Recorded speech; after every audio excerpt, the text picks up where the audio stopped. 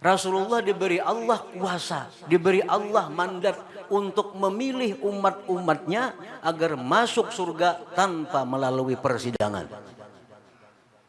Nah, ini syafaat yang kedua yang diberikan Allah. Sehingga Nabi kita memilih si A, si B masuk surga tanpa dihisap. Si A, si B, si C masuk surga kada perlu disidang. Nah, dari sekian banyak umat Nabi kita masuk surga Allah tanpa ada proses persidangan. Itu berkat syafaat Nabi kita sallallahu alaihi wasallam. Jangan lupa tonton, subscribe, like, and share.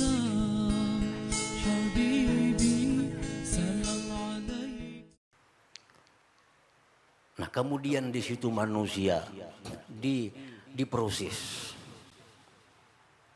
dipanggil satu persatu menghadap Allah Subhanahu wa taala untuk mempertanggungjawabkan seluruh nikmat yang diberikan Allah kepadanya. Ditanya berapa umur, berapa harta, kemana waktu kamu gunakan, untuk apa tubuh kamu binasakan. Ditanya satu persatu manusia dengan sekian miliar manusia. Nah, kemudian hadirin hadirat, Rasulullah sallallahu alaihi wasallam ini diberi Allah lagi syafaat.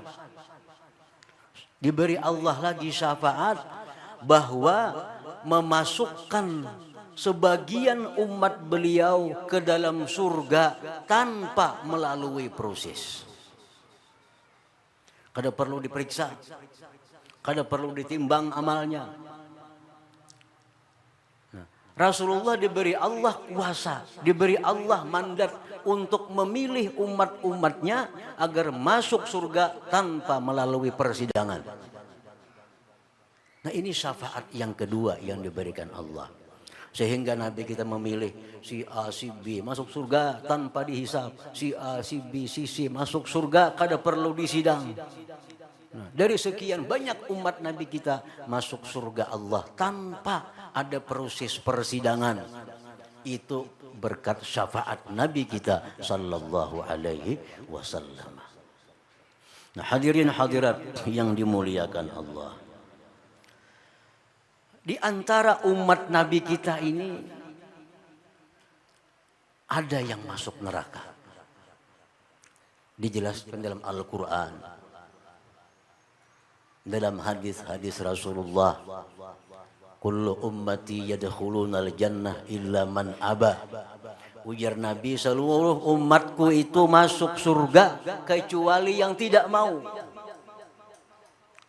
Seluruh umatku masuk surga kecuali yang tidak mau ke surga.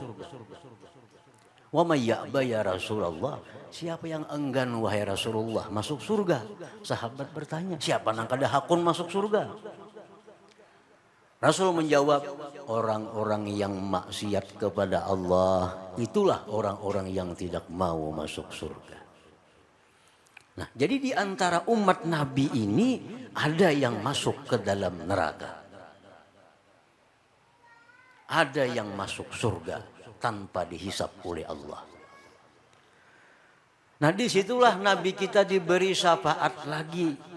Syafaat yang ketiga diberi oleh Allah.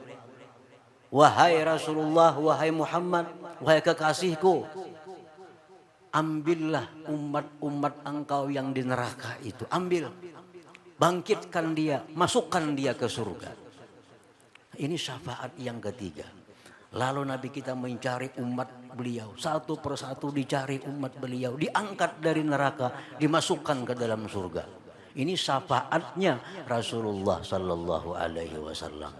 Perkara umat Nabi Adam, Nabi Ibrahim, umat Nabi Musa belum ada ceritanya. Mereka masih sibuk dalam proses persidangan di padang mahsyar itu. Nah, hadirin hadirat yang dimuliakan Allah. Yang keempat, syafaat yang diberikan kepada Nabi kita. Ada umat-umat beliau yang dihisap,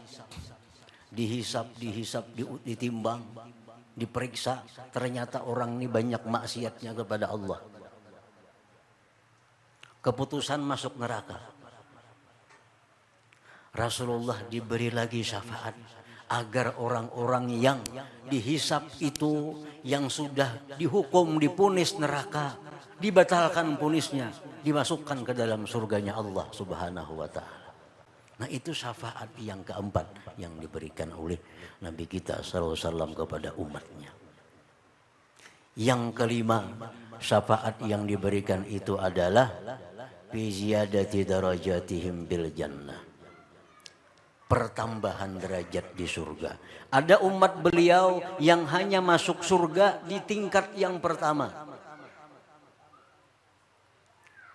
Diberi syafaat oleh Rasulullah sehingga naik ke tingkat yang kedua. Yang di tingkat dua diberi syafaat oleh Rasulullah sehingga naik sampai ke tingkat yang ketiga. Di tingkat yang kelima diberi syafaat Rasulullah sehingga sampai ke surga Firdaus. Padahal ukurannya mestinya cuma di tingkat 5. Karena syafaat Rasulullah akhirnya dia bisa mencapai surga Firdaus. Nah, hadirin hadirat yang dimuliakan Allah, itu keuntungan yang besar yang diberikan Allah kepada kita sebagai umat Nabi Muhammad sallallahu alaihi wasallam. Jangan lupa tonton, subscribe, like, and share.